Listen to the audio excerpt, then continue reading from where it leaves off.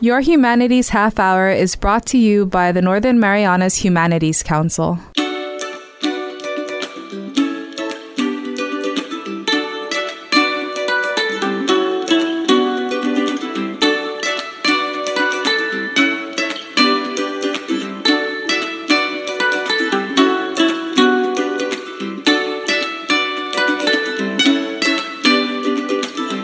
Hafadades and Tiro, welcome to Your Humanities Half Hour. I'm Catherine Perry, and today we're speaking with the Compassionate Friends of Saipan with one of their co-leaders, Jill Derickson. Jill, welcome to the show. Thank you. It's nice to be here. I appreciate the opportunity. Well, I will have to say you guys do really excellent public education, because that's how I learned about your group, actually was reading all the notices that you put in the papers inviting people to come and be a part of this. Tell us, what is the Compassionate Friends? Well, the Compassionate Friends is a support group that is for parents, grandparents of siblings, and siblings of people who have died. Now, why do we have a special group just for parents, grandparents, and siblings? We all lose our grandparents and our parents, and some of us are going to lose our spouses. Those are all really difficult things in people's lives, but it's not the same as losing a child or a grandchild or a sibling when you're younger. It's not natural for a child to die before their parents.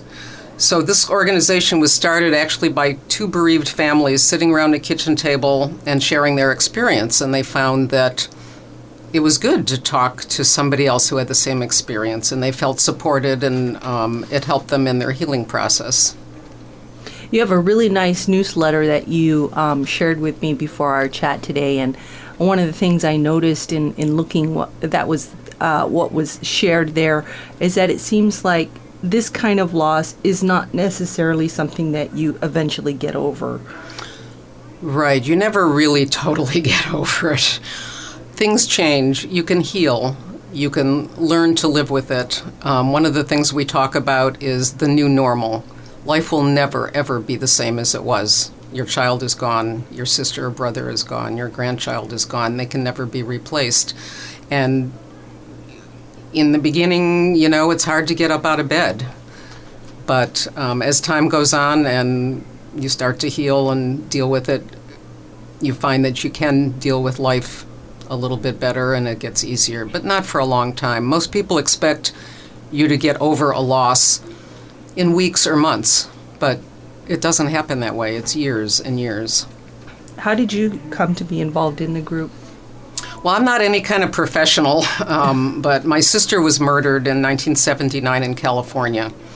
And of course, that was a devastating experience for my family and myself. So I have firsthand experience to know what that's like.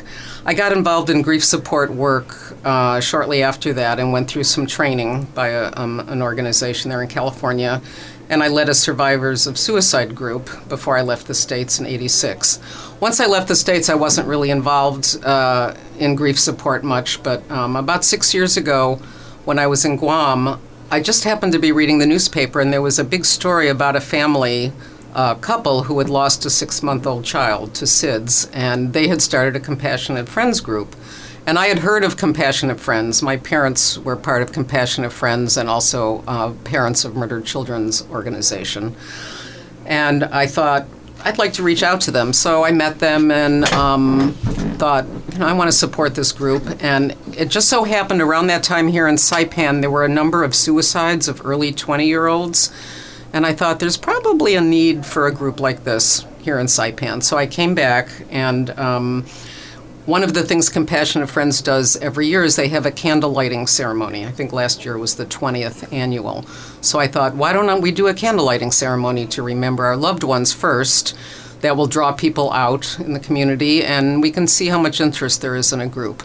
So I had a sign-up sheet, and then we started holding our monthly meetings. Maybe a month or two after that, we had an organizational meeting, and people started coming, not a lot, but about a year later, we became an official chapter of Compassionate Friends. So speaking to your own experience, what did you expect before you went to your first group meeting, and did it turn out to be what you expected, or what were you feeling?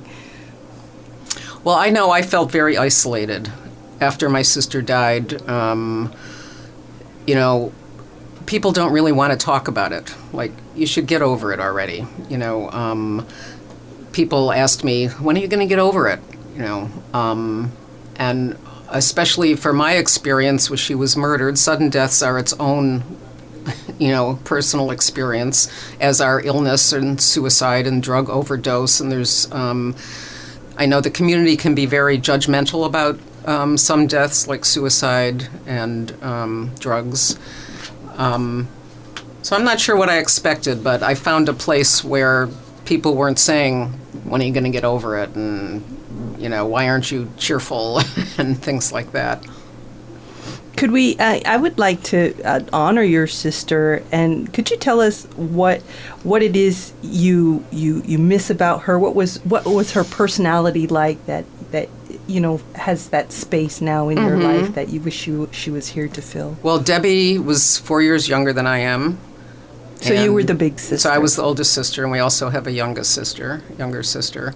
And she was a very cheerful person. I mean, she had the rosiest cheeks, and but she had a side where she could get angry too. I think we all have a special relationship with our siblings. You know, family events, traditions, things, you know, secrets that you have with your siblings as you grow up that nobody else in the world, you know, really knows or cares about. And those special times and things that you share that are just not there anymore. I don't have anyone. I share different things with my other sister.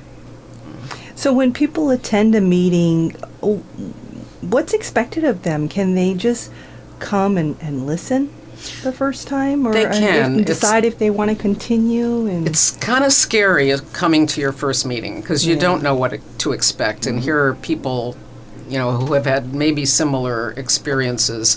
Our group have been very small, which is fine. Typically, if a group gets very large, you break up into multiple groups. Usually, we have 2 to 5 people. And it's for grandparents, parents, and siblings. We have a large, diverse group of people here in Saipan.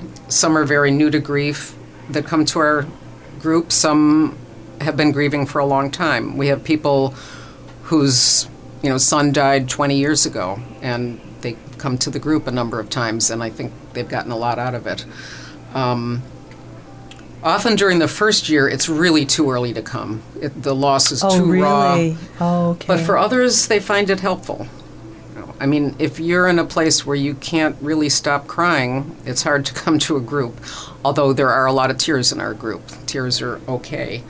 So what happens at a meeting? We talk, we listen. There's no pressure to talk at all. There's a sign-up sheet, and if somebody just comes in and signs their name and just says, I don't want to say anything, I just want to sit here, that's fine too. But we do ask that people listen, because that's what we're there for, to support each other. We learn about each other's children and siblings. We share our experience. Sometimes it helps for people earlier in their grief to meet people who are 10 or more years down the line, and it's like, oh my goodness, they've survived this. How do you do that? So we share what helps us survive.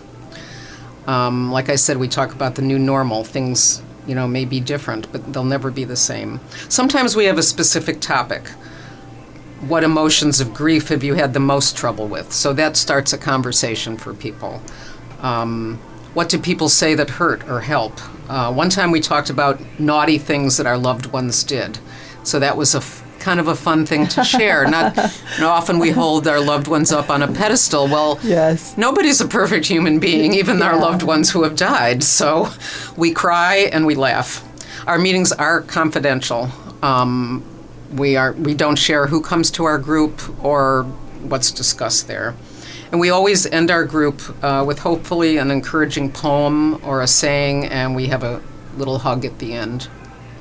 I noticed that in your newsletter there was a lot of there were actually several poems which kind of brought home the point to me that this is a process that it seems that people are just there for each other while they go through this process. Not like hurry up and get over it. You're expected to get over it, but hey, let's support each other as we walk this path together. Absolutely. There are no shoulds. And people take a different length of time, and also grief comes in waves. You might be feeling like, okay, well, I can get up now and I can go to work and I can do some things that I haven't done since my child died. And then something will happen and you feel like you're right back in the throes of the worst of it. So it's a process and it's ongoing, and there's no pressure in our meeting to say, hey, what's going on here? Why aren't you further along in your path or something? I like the fact you said that, it's usually a small group. It's almost like having coffee with your friends Absolutely. Or something and sharing what's on your heart. And the other thing about a small group is that everyone does get to share. I mean, we only meet for an hour and a half, which can seem like a short time if there's 5 or 6 people there. But if there's only 2 or 3 people there, then you really get to take the time to process things and think and share. Well, give us the dates and times and your contact information for people that are interested. We meet the first Thursday of every month, and the only time we've deviated from that, I think, was when the 4th of July was a Thursday. I think maybe we did the following week. And so the first Thursday of every month at NM Posse on Middle Road in Gualo Rye. They are nice enough to offer us their air-conditioned private conference room, and we meet from 6 to 7:30 in the evening. My number is a good contact number. That's 989-9821. And we're also on Facebook. The Compassionate Friends of Saipan has a Facebook page there. We have an email address, but probably the phone number is a good place to start. Yes, I also saw your Facebook page. Very convenient for people to contact you. In fact, that's how I got a hold of you. So you're very responsive. Thank you so much. Well, when we come back, I'd like us to talk a little bit more about the process of grief. And this may be beneficial not only for people being supported by the Compassionate Friends of Saipan, but people who are suffering grief in general. Is that okay with you? Absolutely. All right. We'll be back after this break. On September 1st and 2nd, the Northern Marianas Humanities Council, Northern Marianas College, University of Guam, and Guampedia will host the 3rd Marianas History Conference in Saipan. The conference theme, One Archipelago, Many Stories, Milestones in Marianas History, highlights the deep and rich history of the Mariana Islands. It also bridges the political division of the archipelago, which dates to the late 19th century. Topics to be covered include ancient history, including the results of archaeological research, early colonial history in the 17th and 18th centuries, colonial history in the 19th and early 20th centuries, World War II, recent post-war, and oral history and genealogical research. Keynote presenters will be Julian Uggan, Dr. Carlos Madrid, and Dr. Laura T. Sauder. Whether you're a scholar, a student, or a senior citizen, be sure to mark your calendars and join us for this free conference on Thursday through Saturday, September 1st through 3rd. For more information, visit the Northern Marianas Humanities Council website at northernmarianashumanities.org. That's northernmarianashumanities.org. Welcome back to your Humanities Half Hour. We're speaking today with Jill Dickerson, co-leader of Compassionate Friends of Saipan, a support group for individuals who have lost a child, a sibling, or grandchildren, a grandchild. But Jill, if we could just broaden our topic a little bit and talk about grief in general. And unless there's a stone-hearted person out there, at some point we are all going to suffer the loss of somebody that we love. What exactly is grief and how does it work?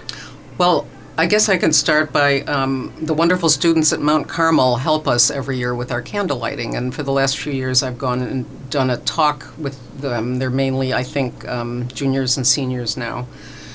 And grief is really a normal, healthy response to loss. And it doesn't even have to be the loss of a person or a loved one. It could be the loss of a pet or a best friend who moves away from Saipan. You feel a loss. And it's a physical, emotional, spiritual, and psychological reaction to really a mind-numbing and life-changing event. Of course, there are bigger losses and there are smaller losses. I'm not comparing the loss of a pet to the loss of a sister or a child. But these feelings of grief are very similar. it's a deep sorrow. It can be experienced as misery, sadness, pain, heartache, agony. I mean, just horrible words, Yes. that we all want to avoid. Yeah. But in general, it's a healthy and normal response to a loss. What are some? I've heard before there are phases of grief. Mm-hmm. Do you agree with those phases? And if you do, what are they? I'm not sure I can name them right off the top of my head, but I know that I've done a lot of reading by Elizabeth Kubler-Ross, and she talks about the 5 phases, and I think some people misunderstand that, okay, I'm going to be in this phase for 2 months, and then I'm going to move on to this phase. Oh. There's, denial. The final one is, I think, acceptance. But I think people who are grieving go through all of those things, not necessarily sequentially, and they can be all jumbled up and mixed up. So More like a spiral, Right. than Yeah. a straight path. Denial, anger.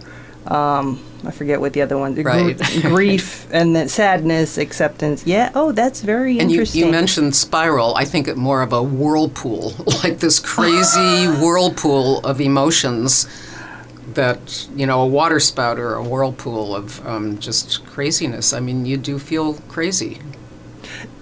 Share with us, for those that have not suffered the type of loss, the very severe loss that maybe other people have. What are some of the, for example, psychological or physical things that they may be experiencing that we should be sensitive to as we try to support them or as we work with them? What are some of the things that are happening in a person? Well, I know for me, big feelings of withdrawal. Early on, it's hard to get up out of bed and just face the day. And I know something that happened to me a few times is after my sister was murdered, I might wake up and for like 2 seconds, you feel like you're waking up to a normal day. And then, you remember, yeah, my sister was murdered. This is not a normal day, and it's never going to be a normal day again. Sometimes people with religious beliefs, it can either strengthen their belief or it can really cause them to question their religious beliefs. How could God do this? How just unimaginable. Of course, people can possibly cry a lot, like just uncontrollably. One thing that's difficult is when parents or living siblings want to handle their grief differently.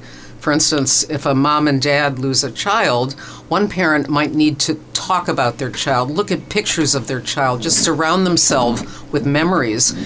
And perhaps the other parent cannot stand that. They just can't look at a picture, can't even hear the child's name. And that can go on for quite a while. And there's actually a pretty high separation or divorce rate for people who lose children. That does sound very difficult. For me, I was able to take some time off from work. I, of course, took a couple of weeks off, and then I went back to work, and I couldn't concentrate. It's like nothing seemed meaningful, or it's like, what am I doing sitting here at this desk doing this work? I can't be here. I was fortunate that I could afford to take some time off from work, so I took some time off and traveled and did various things. And also for me, having my sister murdered, there was something in me that I felt like I had to prove to myself the world was a safe place again. I thought I could hide in a closet the rest of my life, being afraid of somebody jumping out of the bushes and murdering me, which is essentially what happened to my sister. But I thought, I can't live like that. You can't. I wanted to. How much time were you able to take off? I took 7 months off from my work. I'd been with the company a long time, so they were pretty understanding. And after that period, do you feel it was beneficial? Absolutely. I had a lot of time to process and to look at the world and to just, figure things out in a way. Of course, it was never like it was before, like I said before, but it was very helpful. Yeah. But people can't always do that. We have jobs, we have the rest of our family to support. Right. Sometimes you have to plug away and get yourself up out of bed every morning and drive to the office and go through the motions, and try not to cry too much on your desk. What are some physical reactions that people may have? I know it can make people very tired. Yeah. People often, their immune system, can be affected. It's the whole mind, body, spirit connection. Right. Mm-hmm. Yeah. And how does grief, or this level of grief, have the potential to affect relationships, social relationships? Oh, in a huge family? way. You mentioned already a lot of parents that lose a child. There's a high percentage of them that get divorced. Right. What's going on there? Well, sometimes there's blame, of course. It might be associated with the reason the child died. It's easy to blame yourself when a child dies from whatever reason, whether it's disease or accident or drug overdose or especially suicide. It's so guilt-ridden to start with. And even my parents, they were on the other side of the country when my sister was murdered by a stranger, but, there are natural thoughts. Oh, if Debbie hadn't moved, if we'd done something different, she wouldn't have been in that spot at that time. Your mind just goes through all of these ideas. And also something about friends and support system. The church here is very good about support after somebody dies, and the community is very good. But then that kind of ends. People stop bringing casseroles. People stop, everybody kind of moves on with their whole life. But you're in this totally different place. And so maybe your friends want to get together and go out to dinner and be cheery. It's like, that's not what you're up for. You just literally can't do that. So what and I do agree with you. There's a wonderful family support system during times of death here in the community. What more can we as individuals be aware of? For example, a coworker. Maybe it's not a family member that we've spent the last 9 days with having rosary, but it's a coworker or a friend that we don't necessarily spend a lot of time with. But how can we be there for them? What's the best way? Do you have children? I do. I have a son. He's 20. Okay, so first of all, it's probably the most scary thing in the world for a parent to hear about the death of a child. It's like you do not want to think about it, right? Right. You don't want to think about, you can't imagine it happening to you. But people live with that experience. They often feel alone and shunned. I remember my mother told me she had a friend who crossed the street when she saw her coming after my sister died, because she just, people don't know what to say, or they just don't even want to think about it. I would say don't give advice or try to make it better. You can't make it better. There are no magic words that can make it better. A hug, though, a touch, or an I'm sorry, or I'm so sorry to hear about that, is more helpful. It's helpful to mention the loved one's name, mention a favorite memory. Don't fear that you're going to bring sadness upon this person, because this person is sad to their core. There is nothing you can say that's going to remind them, oh yeah, my daughter died. It's not going to happen. That is with them all the time. The sadness is always there. But to hear a child's name mentioned, or a happy memory, or any, just a memory, that their loved one is remembered, that is really important. Is it then almost like a help to them, maybe? Absolutely. To mention the person who has passed away? And, absolutely. like you said, share a memory? Right. Or absolutely. That's because you don't want to feel like your know. child's been forgotten. Right. That's terrible. Right. I mean, they're erased. People are afraid to mention their names often. It's good to remember and acknowledge birthdays and death anniversaries. The bereaved person is not going to be sadder. They're already devastated. And I mean, I just wrote something in the current newsletter where July 23rd, my sister died on July 23rd, over 30 years ago. That date is so etched in my mind. Whenever I hear that date, it's like 9/11. Yeah. You associate that with this horrible thing that happened. It's hard to see other people cry, but it's normal. Crying is really normal. And not crying is abnormal. yeah, right. And so if you have a friend who's tearful or crying, you may be afraid, oh God, I'm going to cry too. But that's okay. That's real empathy. Tears are normal and supply some relief. And the thing is to connect with somebody, to let them know that you're with them. And that's hard because you don't want to be with them necessarily. It's painful to be in that place. So some things not to say, and I know this is a real big one, is be strong. People are always saying be strong. And I think especially on this island, women are very strong, but that's not a helpful thing to hear. Be strong. That's the last thing on your mind, or wanting to be strong. You just want to survive. And I'm not even sure what be strong means. What does that mean? Get out of bed every day, get dressed, go to work. It's God's will is another expression that it's not really helpful. Time to get on with your life. Oh, that's pretty harsh. And one of the worst ones is, I understand how you feel. Well, if you've had your sister murdered by a crazy man, then you know how I feel. Otherwise, don't tell me you know how I feel. Yes. Even if you've had somebody else die, it's different. You know? How about asking, how are you? That's a pretty open-ended question, and I find myself doing it, using that. I say, how are things, or how are you doing? And it's also a very difficult question. You know, maybe how are you doing today is good. Okay. Because in the big context of things, you're I can probably be doing not awful. Doing well. Right, you're not doing well. But today and you don't want to say you're not doing well, you know, but it's kind of expected. It's like, I want to hear you're doing well. Yeah. But how are you doing today maybe is a better thing. Like, you might say, oh, I'm having a better day, or, you know, it's tough or something. Another thing is, don't try to talk the person out of feeling bad. People sometimes use at least statements, like, oh, no. At least you have other children. Oh, no. At least she didn't suffer. The statements don't help, and they can hurt. Yeah. What about employers? You have an employee who's come back to work. What should you be sensitive of in those times? Well, certainly they may be taking time off. They may be taking extra time off.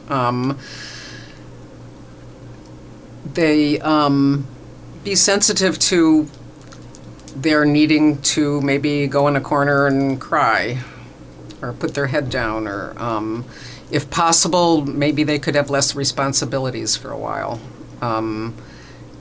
Maybe don't expect quite so much, you know, out of their productivity. That's a tough one.